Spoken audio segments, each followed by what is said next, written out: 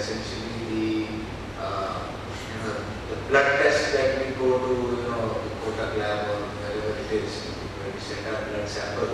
That whole thing is going to be, I think, available in your own house, the size of a fridge, where it pricks your finger and gives you your daily sugar and cholesterol and so on and so forth. So whereas you get your cholesterol checked once every 3 months or 6 months if you're a heart patient, or once every year if you're not, or 2 years, it could help start making people track their vital signs, not only like blood pressure and things of that nature, but more intimate, like what is your lipid profile, what is your cholesterol, what is your so on and so forth on a day-to-day basis, which then can also start getting correlated with what did you eat in the last 7 days and how has that affected things and so on and so forth. So I think sort of continuous tracking of your vitals is going, and whoever can visualize that and get it to your home, I think that would be a big thing. I can see that being a big thing in healthcare, because that will help preempt a lot of later problems that people have. I think there will be a lot of advancement in joint and tissue regeneration.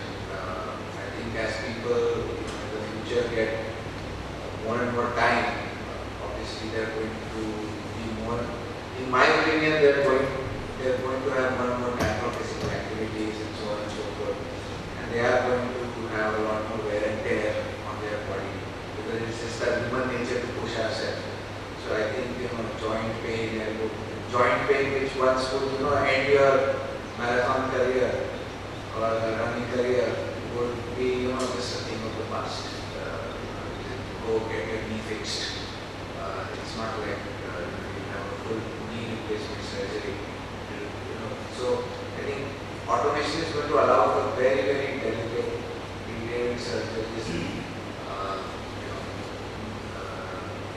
Sort of regeneration of tissues and joints, I think, is where a lot of research is going to go. So I think sort of the general upkeep of your body, and that too on a day-to-day basis, I think that will definitely be a very common thing. Today, just like how you may have a weighing scale at home, tomorrow you have your blood tests done at home every day. So one up your concept, it's not going to be so much a machine that is available in your house. It's most likely going to be an implant that is in your body and that is feeding real-time data directly to a machine that is going to then alert you whether something is likely to go wrong with you. I agree to some extent, like it can be done for some things like blood sugar and so on and so forth, but like for things like cholesterol and all, like where you go to a GC column and all of that, separated column, I don't think a chip can possibly do that. I think it will be done. You will need, certain techniques cannot just be like, miniaturized. Those techniques are vital. So I think there will be a space for like the blood diagnostic counter, which you can sort of put your finger on every day. And, but yeah, I do agree that everyone will have some sort of chip in there.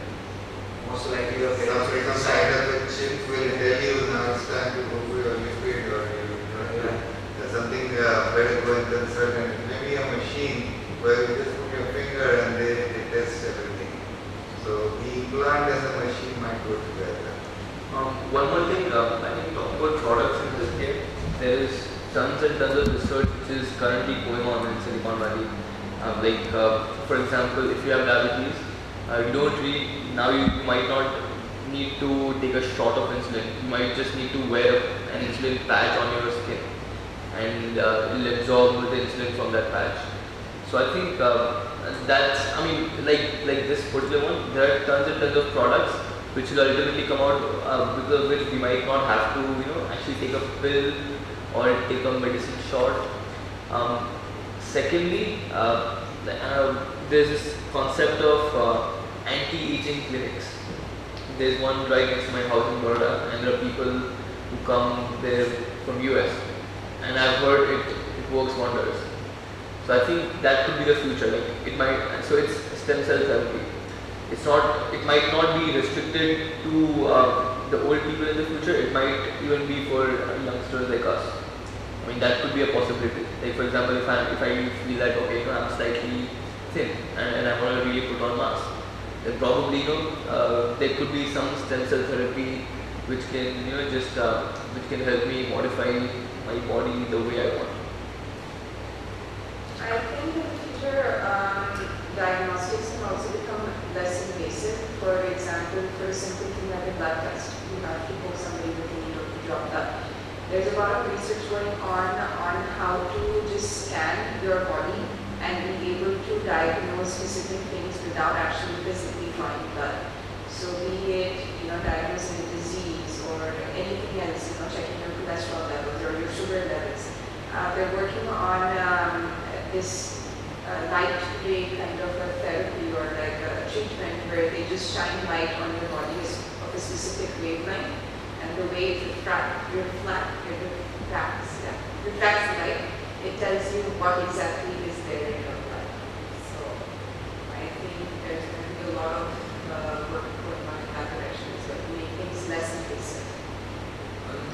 Sort of thing which this will not catch up. This could be a huge money spinning activity in the future, particularly in the hospital. See, Ayurveda, there is something called Nadi Shastra.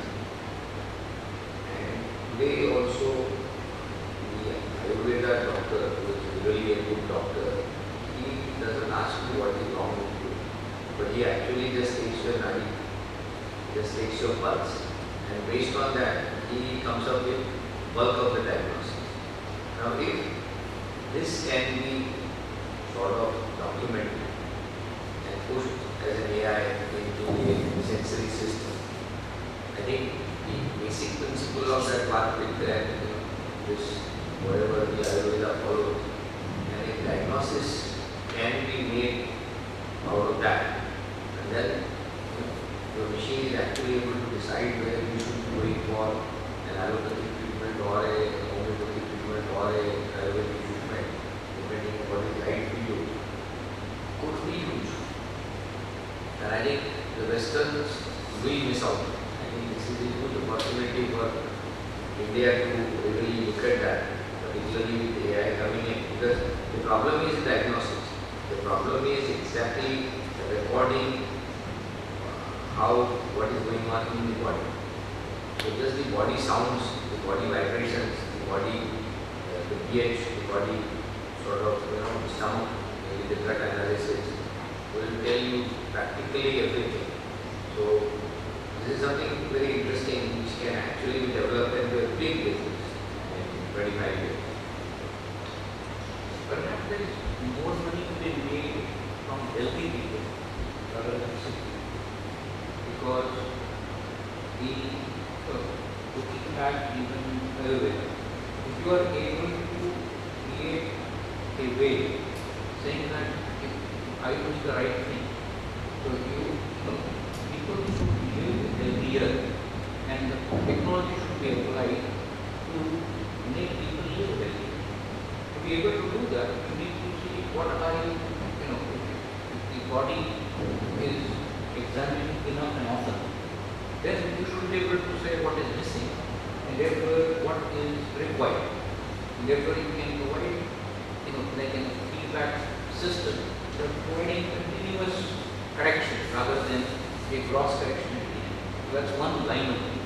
Other thing is where the Ayurveda combined with genetics, because there are certain things which genetics would be able to tell us as to what we are more prone to or what is the way. If we understand genetics over these 35 years old we live, then we are able to combine something so that we are able to prevent catastrophe rather than, and of course, irreplaceable parts. So wear and tear is wear and tear. If there is a wear and tear, then of course you need to be able to create replaceable parts. But if you look at all this, then there is a lot of money to make.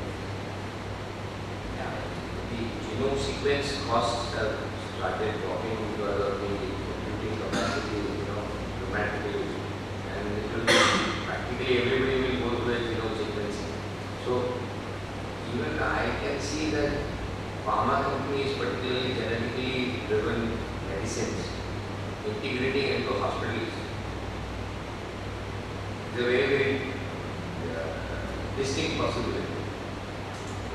It could actually be a back end of a large hospital where they would have an entire pharma, maybe entire Ayurvedic, entire homeopathy back end integrated, I don't know, it's just a level of automation which one can do. But I think the kind of a computing capacity which will be available, right from Nadi Shastra to genome sequencing to diagnostics, will all will start getting integrated. So I don't think in India anybody is even close to doing anything in that area. I think we are way out there. I think that there is a lot of opportunity which already kickstarts now. I think there is a huge, huge space out of the 70 trillion which is emerging. I think at least 10-15 trillion dollars are going to get into this whole area. There are three things I thought I'd share. Number one is all the medication today is very traditional, and I think new medicines are all going to be from targeted therapy. Because today we see a lot of side effects. So there is a need for targeted therapy, and all the new molecules coming out of that type, which when given to the human being only will hit one particular cell which is responsible for the ailment of the patient, rather than hurting all the other good cells. So that is what is called side effect. And the other one is medication. Today we get some standard pills, like 500 milligram tablet or capsule or whatever, or 250. But there is a need, depending upon the patient, whether it is overweight or underweight or the age is lower, there is a need for a different combination. So I see that, in time to come, you might get, you go to the doctor or the hospital and they will give you 137.2 milligram of this combined with this. Those things were available in the past when they were doing it manually, but now they have all stopped. But in time to come, like Pooja mentioned about cooking, different things coming together, you can have different components mixed and given to the patient. And the third thing which I think Maulik mentioned, there is and also Shami mentioned, is that there is a need for regenerative medicine.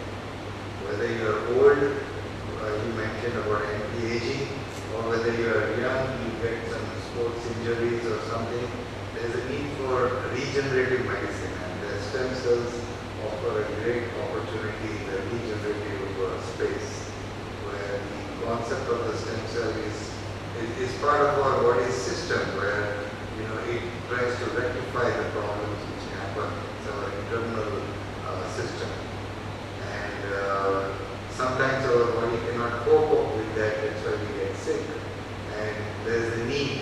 Instead of taking harsh chemicals and medicines, you might look at an alternative regenerative therapy, which might not be having any side effect. So the major thrust will be in all these areas, less side effect to the body.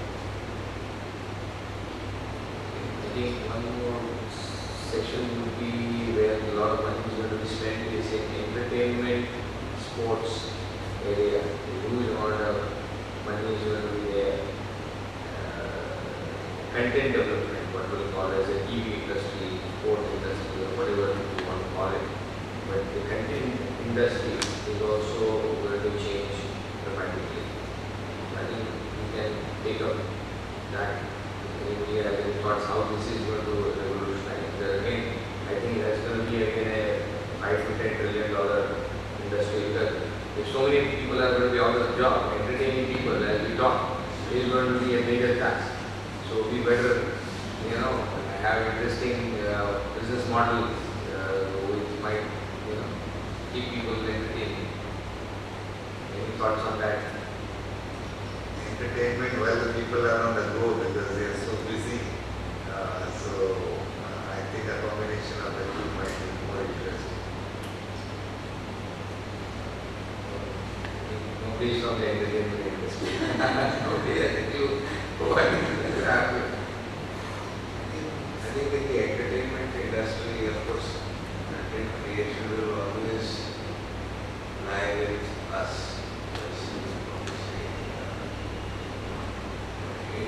always have the human necessity for content creation, but content delivery is where the industry is really going to take off, and I think sort of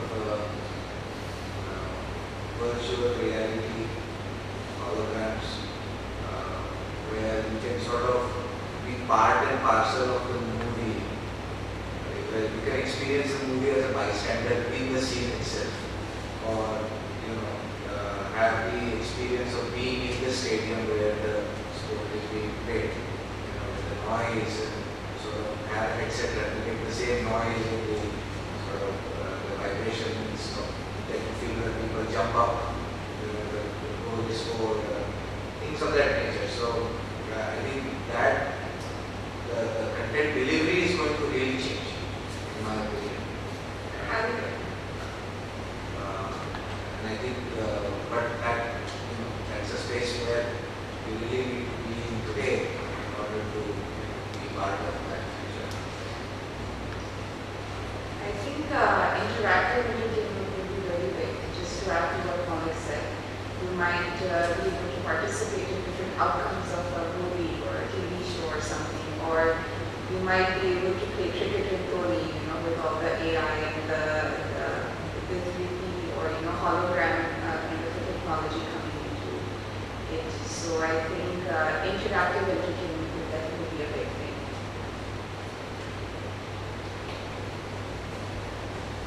I think some of the what do you call it?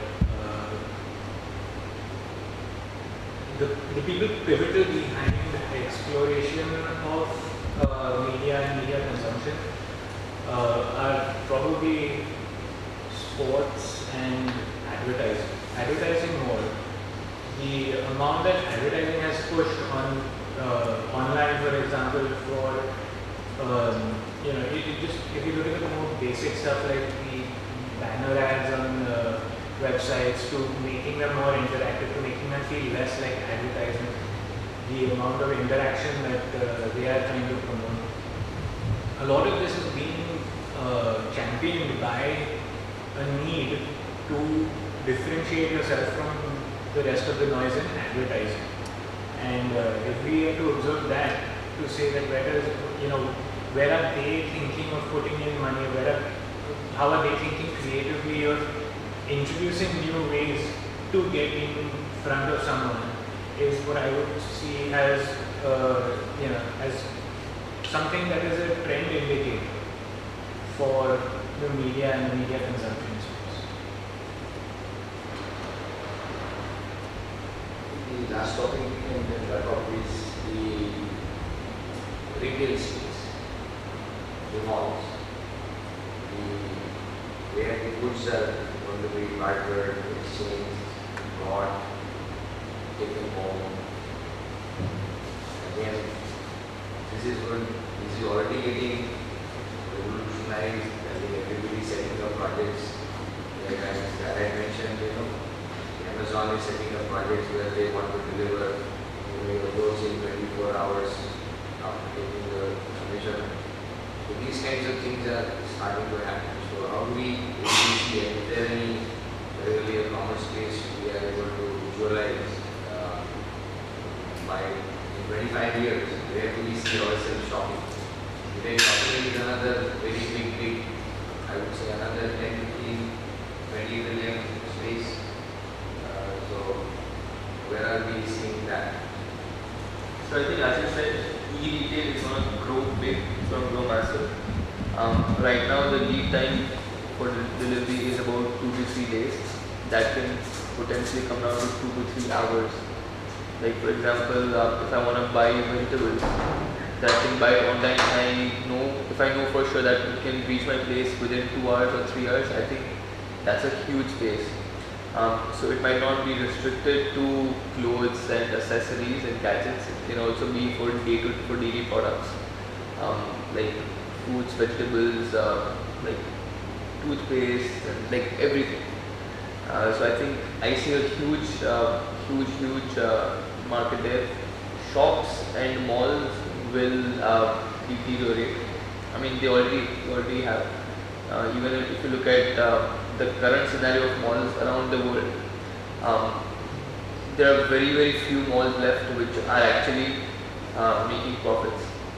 So I think that trend has already started, and I think it's going to be in that direction. I think from if you have a look at virtual reality, today you do all of your shopping via pictures. Tomorrow you wear a headset and actually feel like you're walking into the shop, right? So and you can essentially touch things that they added to your shop. The only experience missing will be the actual touch and feel of the objects that you're buying. Like for example, you want to buy a shirt, you want to know how it actually feels before buying it. So I think if somebody, if people work on sort of haptic feedback as part of the virtual reality, that will sort of, I think,